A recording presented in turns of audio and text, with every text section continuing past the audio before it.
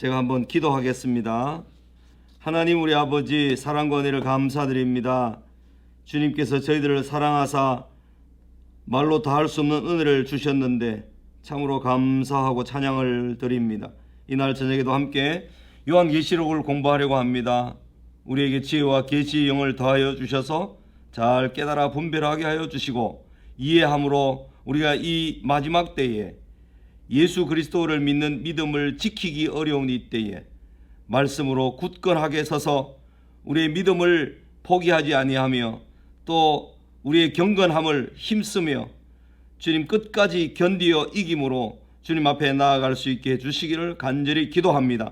이단들은 이 요한계시록 말씀을 통하여서 활개치며 자기의 논리를 전개하는데 우리가 하나님 말씀을 바로 분별하여 가르치지 못하므로 그들의 밥이 되지 않도록 주여 우리를 분발케 하여 주시옵소서. 하나님 아버지, 이 시간도 주님께 우리 모든 시간을 의탁하오니 주의 성령께서 우리를 가르치시고 깨닫게 하여 주옵소서. 예수님의 이름으로 기도 올리옵나이다. 아멘. 네, 좋습니다. 공부를 하도록 하겠습니다. 오늘은 15장입니다. 15장 요한계시록 15장 말씀이 되겠습니다.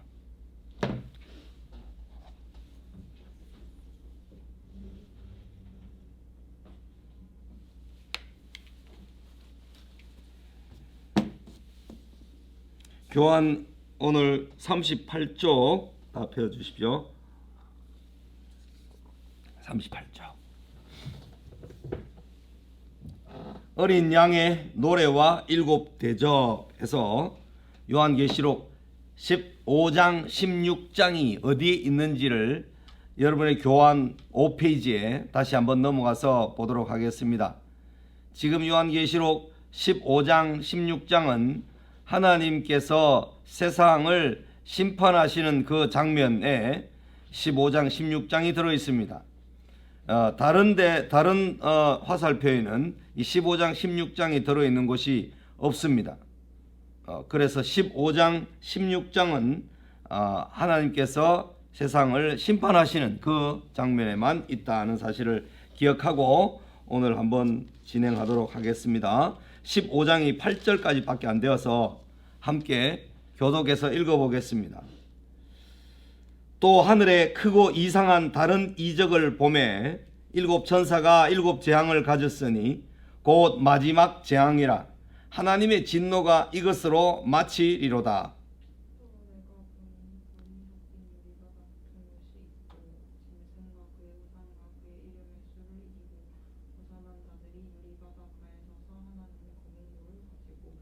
하나님의 종 모세의 노래 어린 양의 노래를 불러 이르되 주 하나님 곧 전능하신 이시여 하시는 일이 크고 놀라우시도다. 만국의 왕이시여 주의 길이 의롭고 참되시도다. 주여 누가 주의 이름을 두려워하지 아니함을 영화롭게 하지 아니하오리까. 오직 주만 거룩하시니이다. 주의 의로우신 일이 나타났음에 만국이 와서 주께 경배하리이다 하더라. 또 이 일 후에 내가 보니 하늘의 증거 장막의 성전이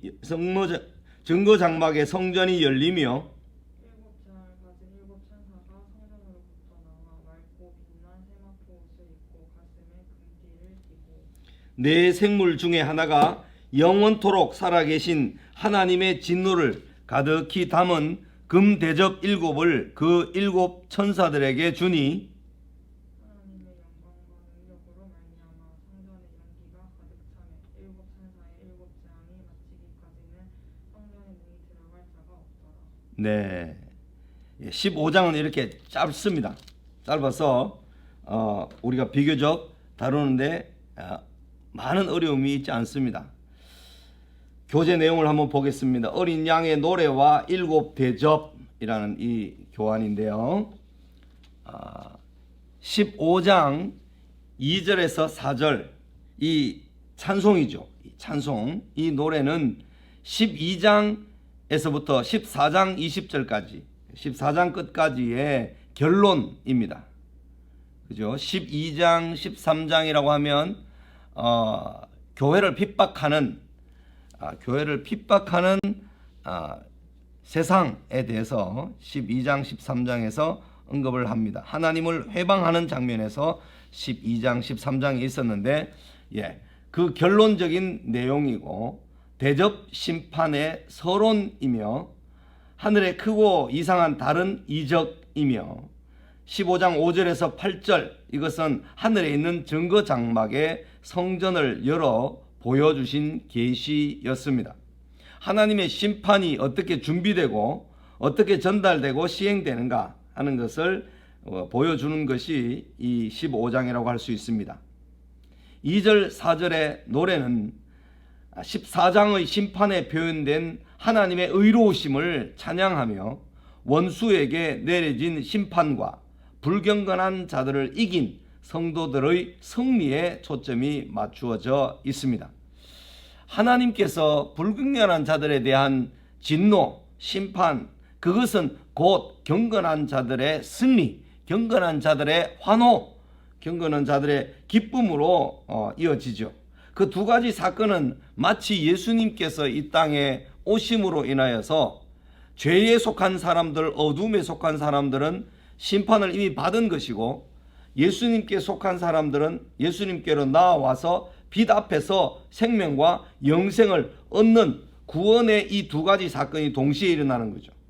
예수님이 오심으로 불과 성령으로 세례를 받는다라고 했을 때 불은 심판의 불을 말하고 성령은 생명의 성령을 말하고 있다는 것을 알 수가 있습니다.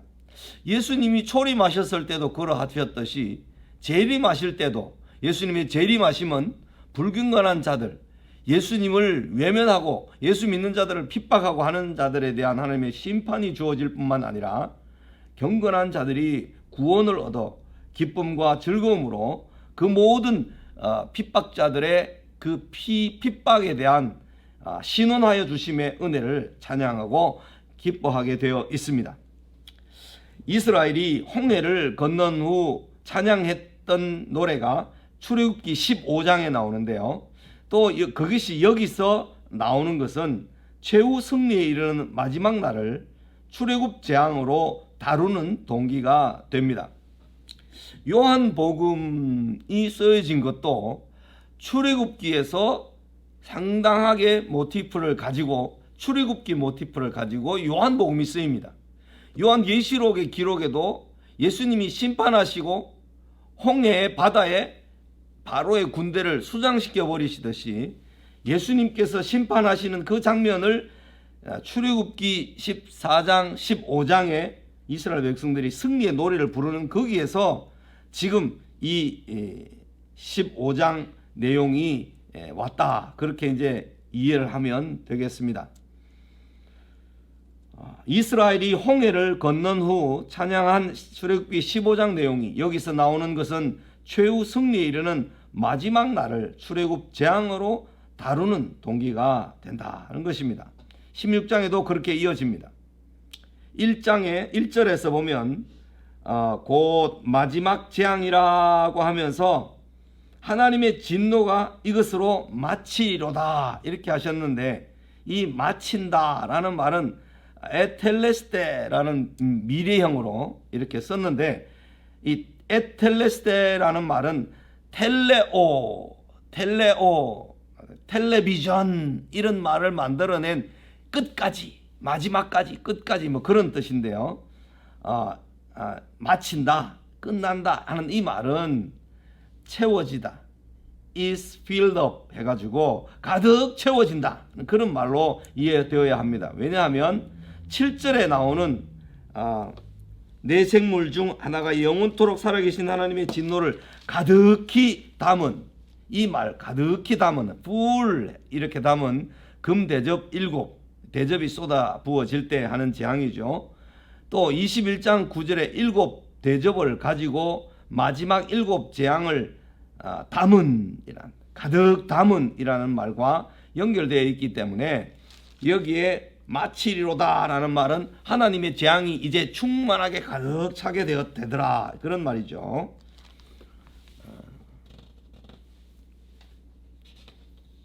레위기 26장에 보면 이스라엘 백성이 가나안 땅에 들어가서 하나님의 말씀을 순종치 않고 우상 숭배를 할 때 받게 될 재앙을 7배 재앙이라고 4번이나 말씀을 했는데요. 레위기 26장에 가서 한번 잠깐 보겠습니다. 찾을 수 있는 분들은 찾아서 보십시오. 제가 한번 읽어보겠습니다. 레위기 26장 18절 말씀입니다. 또 만일 너희가 그렇게 황폐하게 되기까지 되어도 내게 청종하지 아니하면 너희의 죄로 말미암아 내가 너희를 7배나 더 징벌하리라. 21절에 너희가 나를 거슬러 내게 청종하지 아니할진대 내가 너희의 죄대로 너희에게 7배나 더 재앙을 내릴 것이라. 24절에 나 곧 나도 너희에게 대항하여 너희 죄로 말미암아 너희를 7배나 더 치리라. 그리고 28절에 보면 내가 진노로 너희에게 대항하되 너희의 죄로 말미암아 7배나 더 징벌하리니. 이 말씀은 이제 신명기에서 너희가 말씀을 들으면 이런 복을 받지만 너희가 내 말을 거역하고 내 말을 떠나면 내가 너희를 대항하여 7배나 더한 재앙을 너희에게 내리겠다. 이렇게 하는 말씀이 신명기에 나오는 것은 레위기에 나온 말씀을 모세가 40년이 지난 뒤에 이스라엘 백성들의 율법을 재해석하고 다시 한번 말씀할 때 이 레위기의 26장에 나오는 7배나라는 4번 강조된 율법을 어기면 어떻게 될 것인가 하는 데 대한 강조의 말씀이기 때문에 요한계시록에도 이 7이라는 숫자를 가지고 인과 나팔과 대접으로 이제 7개가 사용됩니다. 다시 15장으로 돌아와서 15장 2절에 보면 불이 섞인 유리바다라고 표현을 했는데 이 말은 새로운 출애굽과 연관이 있습니다. New Exodus라는 말과 연관이 있는데 어린 양의 죽음은 그에게 속한 모든 자들을 죄에서 건져내는 일이었기 때문이다. 이렇게 이제 말씀을 드렸는데 어린 양의 죽음을 누가복음 9장 31절에서 예수님께서 변화산상에서 모세와 엘리야를 만났을 때 하신 말씀과 나누는 말씀, 그때 별세하실 것과 이런 말씀이 나오는데 그 별세라는 말은 출애굽하실 것과 예수님이 십자가에 죽으시는 것은 부활하시는 것은 그에게 속한 모든 자들을 데리고 출애굽한다 이런 뜻입니다. 거기에 예수님의 죽음의 의미가 누가복음 9장 31절에는 별세라는 말을 헬라어로 엑스도스라는 말을 써서 출애굽시킬 것이다.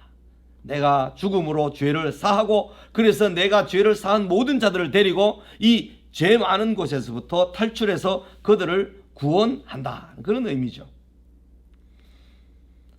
불이 섞인 유리바다라는 말은 그에게 속한 모든 자들을 불이 섞인 유리바다에서 건져내는 일이었기 때문이다. 그렇죠? 바다는 보통 성경에는 세상을 상징합니다. 바다에서 용이 나오고 바다에서 짐승이 나오고 그렇게 육지에서 땅에서 짐승이 나오고 하는데 주로 바다는 리워 야단이 거주하는 곳, 사탄의 처소 이런 장소로 많이 쓰여서 바다가 사용됩니다. 이 바다라는 말은 우주적인 악을 상징하고 있습니다. 구약에서 홍해는 악한 바다 괴물에 죽어지기도 합니다. 요한은 혼돈케 하는 바다의 힘이 하나님의 주권에 의해 잔잔해진 것을 봅니다. 요한복음에서 예수님께서 물을 꾸짖으시니 잠잠하라 꾸짖으시니 그 물이 잠잠해진 것을 우리는 요한복음을 통해서 봅니다. 성도들이 승리하는 이유는 오직 어린 양이 정복하셨고 그들로 하여금 그가 바다에서 취하신 승리에 참여하도록 하셨다는 데 있습니다. 성도들의 승리는 오직 누구에게 있습니까? 어린 양 되신 예수 그리스도께서 죽으시고 부활하셨다는데 그 승리의 근원이 있는 것입니다. 고린도전서 10장 1절에서 4절에 교환에는 나와 있지 않지만 고린도전서의 10장 1절에서 4절은 이렇게 말씀해 주고 있습니다. 우리 조상들이 다 구름 아래에 있고 바다 가운데로 지나며 모세에게 속하여 다 구름과 바다에서 세례를 받고 다 같은 신령한 음식을 먹으며 다 같은 신령한 음료를 마셨으니 이는 그들을 따르는 신령한 반석으로부터 마셨음에 그 반석은 곧 그리스도시라 그랬습니다. 여기 이스라엘 백성들을 홍해를 이끌어서 건너게 하신 분이 이 예수님이시죠. 예수님께서 이스라엘 백성들을 홍해에 다 건너가도록 그리고 다시 홍해에 물이 합쳐지도록 하심으로 이스라엘 백성들이 구름 아래에 있고 바다 가운데로 지나면서 세례를 받았다 그랬습니다. 바다에서 세례를 지났다. 물 속에 빠져 죽을 수밖에 없었는데 그 속에서 우리를 건져내서 다시 살려주셨다. 이게 세례의 의미죠. 세례는 죽었다가 예수 그리스도의 이름으로 다시 살아난다 하는 그런 의미가 있기 때문이죠. 신령한 음식을 먹었다 그랬는데 뭡니까? 만나를 가리키죠. 신령한 만나 음식을 먹으며 다 같은 신령한 음료를 마셨으니 어디에서 나오는 물입니까? 반석에서 나오는 물이었죠. 그 반석은 어떤 반석이냐 하면 그들을 따르는 신령한 반석으로부터 마셨다 그랬습니다. 뜨인 돌이 날라오잖아요. 느부갓네살 왕이 꾼 꿈에 의하면 뜨인 돌이 날라와서 손대지 아니한 돌이 다듬지 아니한 돌이 날라와서 그 거대한 신상을 쳐서 박살내잖아요.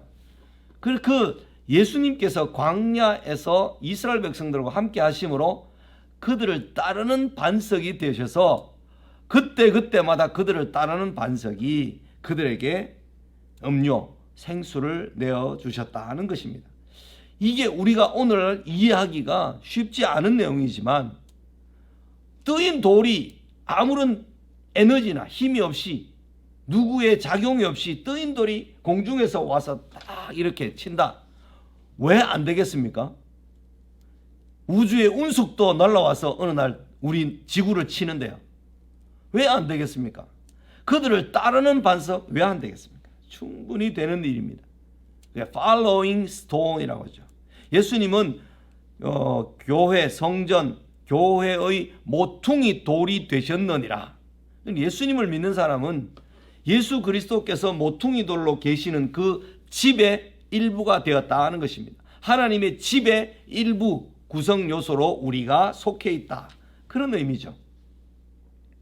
광야에서 이스라엘 백성들이 그들을 따르는 신령한 반석으로부터 물을 마셨다면 오늘 우리는 우리에게 주어진 하나님의 말씀을 통해서 날마다 생수를 마셔야만 할 것입니다.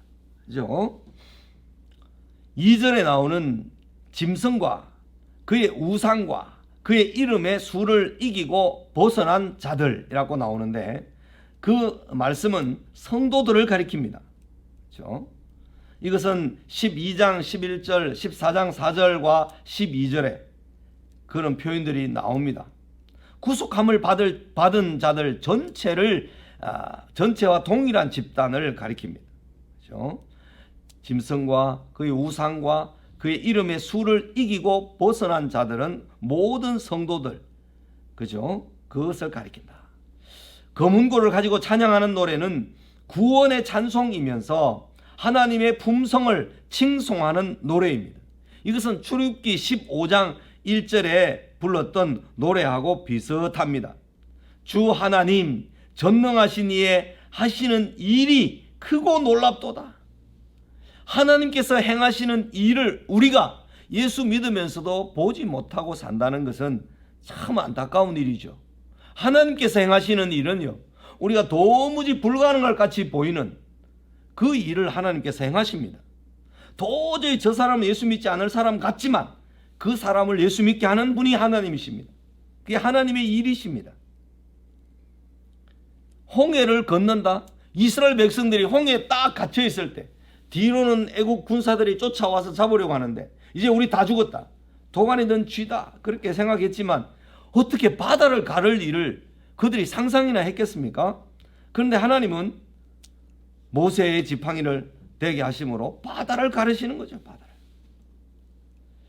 바다를 가르시는 하나님, 자연과 우주를 다스리시는 하나님, 6일 만에 천지를 창조하신 하나님께서 6일 만에 우주를 하나님의 백성들이 사는 그 새 하늘과 새 땅으로 왜 못 만드시겠습니까? 우리가 생각하는 바대로 늘 하나님을 재려고 하면 안 됩니다. 우리가 바닷물이 몇 바가지나 되는지를 재려고 하는 생각은 어리석은 생각입니다.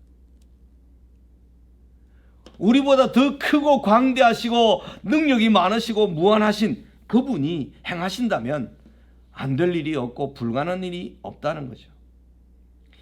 이 출애굽기 15장 1절에서 8절의 노래와 이 요한계시록 15장에 나오는 3절부터 4절까지의 이 노래는 거의 비슷한 내용을 노래하는데 하나님의 일이 크고 놀라우심과 비교 불가능한 하나님의 능력의 탁월함을 노래합니다. 하나님의 거룩하심의 근거는 하나님의 유일무이한 심판의 능력에 있습니다. 증거장막이라고 5절에서 나오는데요. 여기 제가 한번 읽어보겠습니다. 3절부터 4절까지요. 하나님의 종 모세의 노래, 어린 양의 노래를 불러 이르되, 이게 천상에서 천사들이 부르는 노래인데요. 주 하나님 곧 전능하신 이시여, 하시는 일이 크고 놀라우시도다. 만국의 왕이시여, 주의 길이 의롭고 참되시도다. 주여, 누가 주의 이름을 두려워하지 아니하며 영화롭게 하지 아니하오리까? 오직 주만 거룩하시나이다. 주의 의로우신 일이 나타났음에 만국이 와서 주께 경배하리이다 하더라. 이 만국이 와서 주께 경배하던 일은 다윗과 솔로몬 왕 때 이루어졌으며 더군다나 이스라엘 백성들이 망해서 바벨론에 포로되어 갔을 때 느부갓네살 왕이 다니엘을 통해서 하나님을 만나죠. 그래서 느부갓네살이 하나님을 경배하고 찬양하는 내용이 다니엘서 2장 그리고 4장 5장 이런 데 나오죠. 그죠? 그 노래들과 비슷합니다. 한나가 사무엘을 낳고 난 다음에 하나님을 노래한 사무엘상 2장에 나오는 내용도 이와 비슷한 내용입니다. 그죠? 하나님께서 우리에게 행하신 큰 일을 볼 때마다, 큰 능력을 행하심을 볼 때마다 이런 노래, 출애굽의 노래, 어린 양의 노래, 이 노래를 우리가 부를 수가 있습니다. 그죠? 5절에 나오는 증거장막이라는 말은 이 여호와의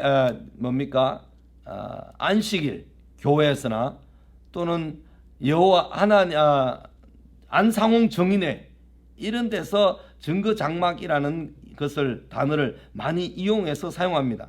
자기네들 유리한 대로 사용하죠. 이것은 광야에서 이스라엘이 가졌던 성막입니다. 그 안에는 만나가 있고요, 아론의 쌍난 지팡이가 있고 돌에 새겨진 십계명이 들어 있습니다. 그렇죠?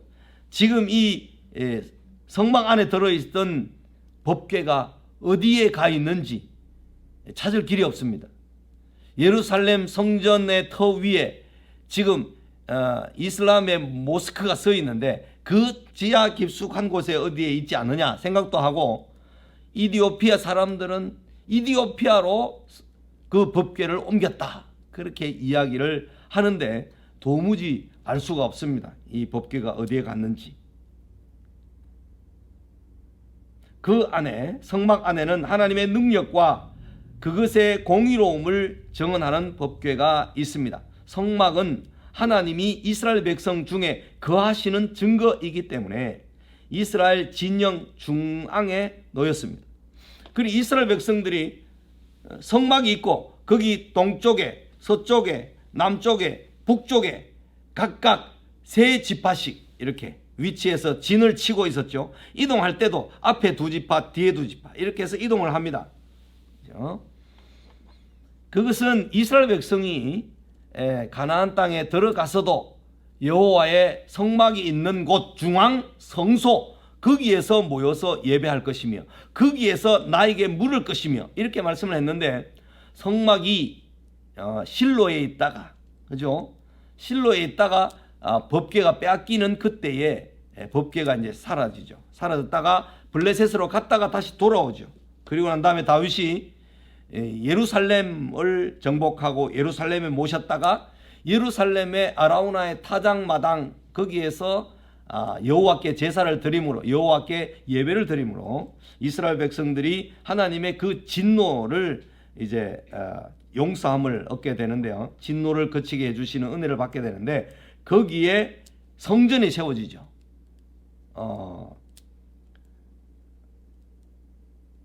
그것은 창세기 22장에서 나오는 모리아 땅에 있는 산이었고, 그것은 역대기에 보면 솔로몬에 의해서 그곳에 성전이 세워집니다. 아라우나의 타작마당, 이런 내용들이 거기에 다 집중되어 있는데, 이스라엘 백성들이 성소인 예루살렘 성전이 있는 곳으로 다 올라와서 유월절을 지키고 다 올라와서 이제 그렇게 행하는 여러 절기가 있었는데, 세 개의 절기는 뭐 필수적인 절기가 있었는데, 그런데 이스라엘 백성들이 남북 이스라엘로 갈리고 난 다음부터 예루살렘까지 오지 않죠. 단과 그 다음에 베델에 큰 우상을 세우고, 송아지 우상을 세우고 예루살렘에 올라가지 못하게 만들어 버렸죠. 그래서 북이스라엘은 주전 722년에 비교적 매우 일찍 멸망하고 아수르 족속이 거기 와서 혼혈족이 되어 버립니다. 성막은 하나님이 이스라엘 백성 중에 거하시는 증거이기 때문에 항상 성소는 중앙에 놓였고, 그것은 가나안 땅에 들어가서는 예루살렘으로 정해졌습니다. 이 일을 외면하거나 무시하면 북이스라엘이 멸망했던 것처럼 멸망을 당할 수밖에 없습니다. 북이스라엘의 중심지는 에브라임 지파죠. 에브라임 지파. 그리고 단 지파. 뭐 이런 지파들이 우상을 숭배했기 때문에 그들의 이름이 요한계시록에는 잘 나오지 않는 그런 특징이 있다라고 이야기를 했습니다. 7이란 수는 혹독한 재앙을 가리키는 비유입니다. 7이라는 숫자는요, 7 천사가 성전으로부터 나왔는데 그가 입은 옷은 인자와 같다고 했습니다. 이 인자는 1장 13절에서 16절에 나오는 그 인자의 모습이 성전으로부터 나와 맑고 빛난 세마포 옷을 입고 6절에 가슴에 금띠를 띠고, 그렇게 나오는 장면은 1장 13절에서 16절에 나오는 모습과 비슷합니다. 그리고 19장 8절에 나오는 인자와 그 모습이 동일합니다. 이 7 금대접, 7절에 나오는 금대접은 증거 장막의 성전과 직접 연결되어 있습니다. 대접 심판이 원수를 갚아달라는 성도들의 기도, 대접에 담긴 기도죠. 그 기도에 하나님이 응답하신 것임을 보여주기 때문이다 그랬습니다. 예수님의 초림과 재림 사이에 있는 성도들이 주의 말씀에 순종하고 배교치 아니하며 악한 자를 이기었기 때문에 성도들을 핍박한 세상을 심판하실 때 7 재앙을 내리신다는 의미입니다. 아주 혹독한 재앙을 내리신다는 그런 의미죠. 6장 10절 시편 79편 12절 말씀에 보면요, 주여 우리 이웃이 주를 비방한 그 비방을 그들의 품에 7배나 갚으소서, 이렇게 기도하는 내용이 나옵니다. 이것은 신약의 성도들이 큰 소리로 불러 이르되 거룩하고 참되신 대주제여 땅에 거하는 자들을 심판하여 우리 피를 갚아주지 아니하시기를 어느 때까지 하시려 하나이까, 이렇게 울면서 간절하게 그 핍박 가운데 성도들이 기도했습니다. 그 기도에 대한 응답으로 8장부터 순간순간 하나님께서 보응하신다. 내가 반드시 너희들을 신원하여 준다. 너희들의 소원을 갚아준다. 풀어준다. 그런 의미로 신원하여 준다라는 말씀을 여러 번 씁니다. 그 성도들의 기도로 이루어지는 심판을 7배나 더하게 하여 내리겠다. 하나님께서 심판을 행하시기로 결정하시면 아무도 하나님의 손을 막을 수가 없다는 것이 다니엘 4장 35절에 나옵니다.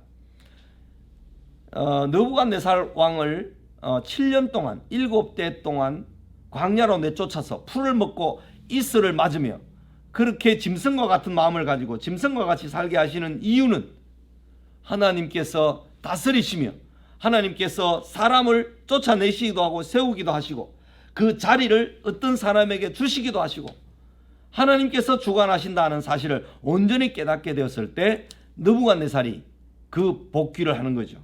7대라는 것도 느부갓네살이 온전히 깨달아서 믿음으로 고백할 때 그때 느부갓네살에게 총명이 돌아왔고 모든 느부갓네살을 내쫓았던 그 모사들과 정부의 관료 요직들이 이 느부갓네살에게로 와서 느부갓네살을 다시 왕위에 복권시키고 모셔갔습니다.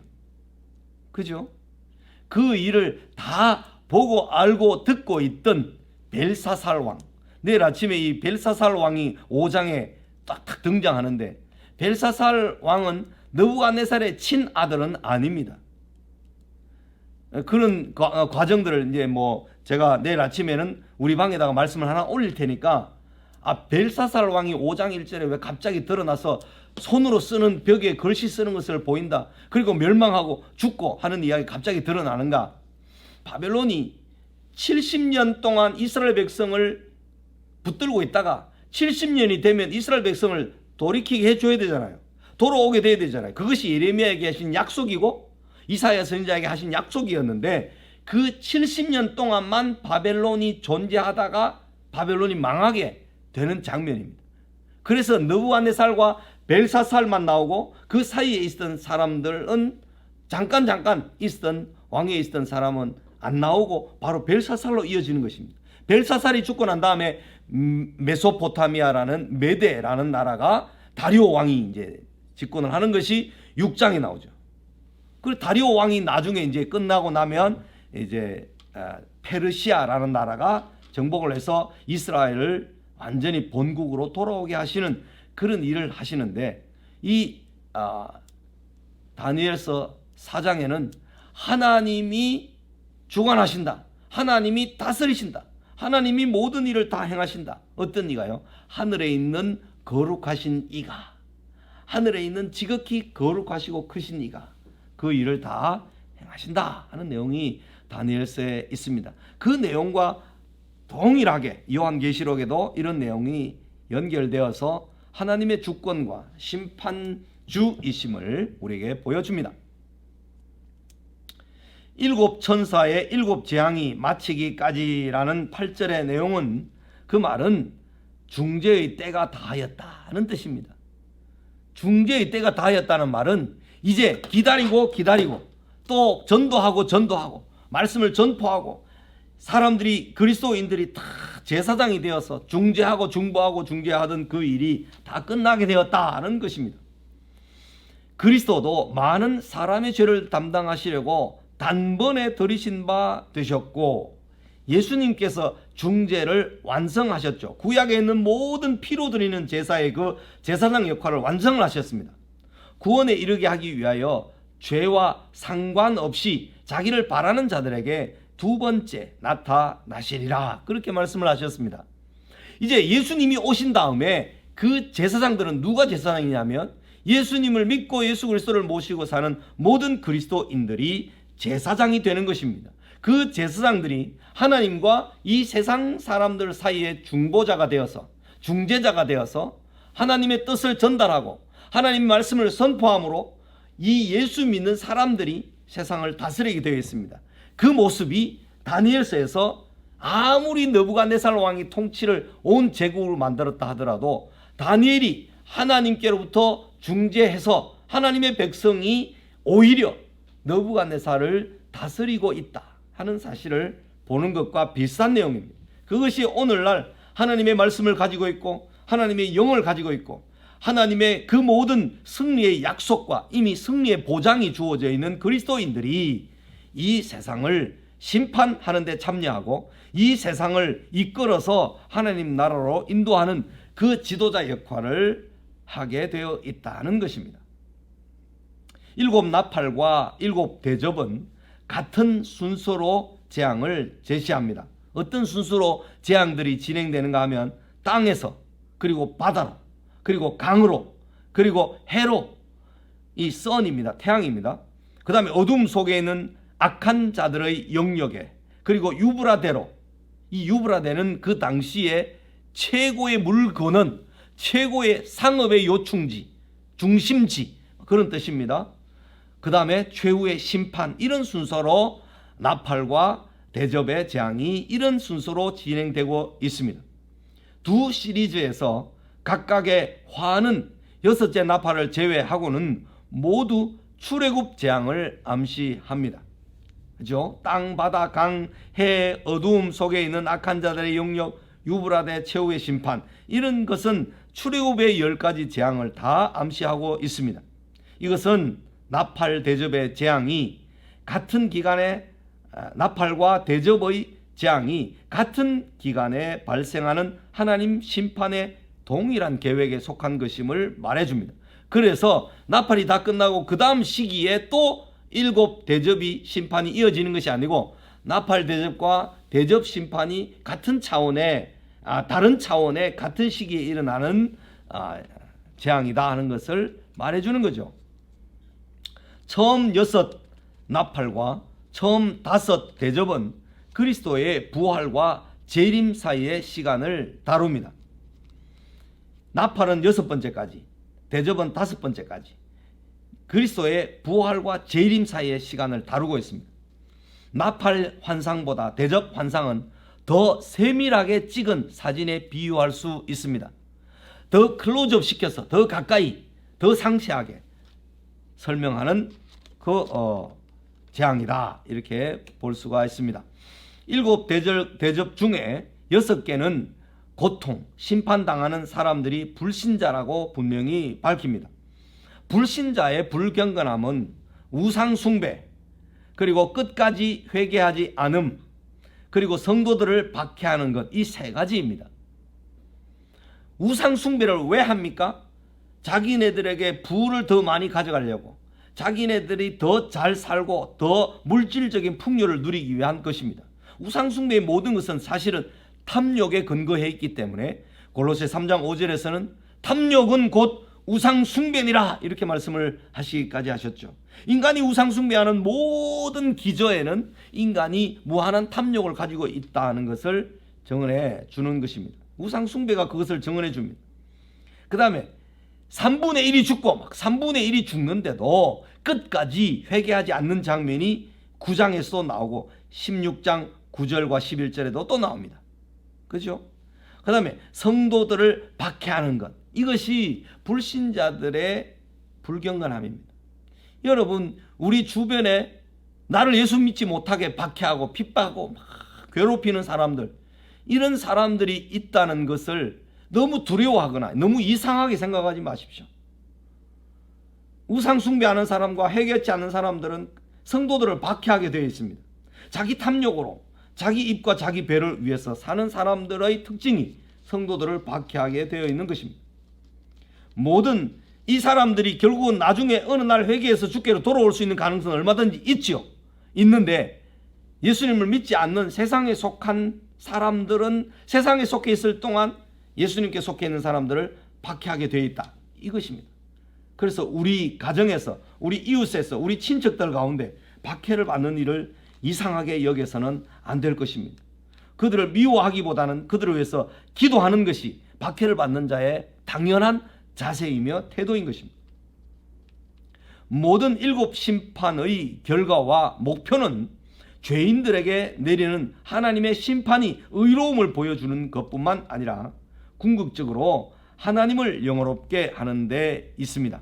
모든 심판과 모든 이 정죄, 재앙을 통한 정죄와 심판은 하나님의 심판이 의롭다는 것을 보여주는 것이며 하나님을 영화롭게 하려는데 그 심판의 목적이 있는 것입니다.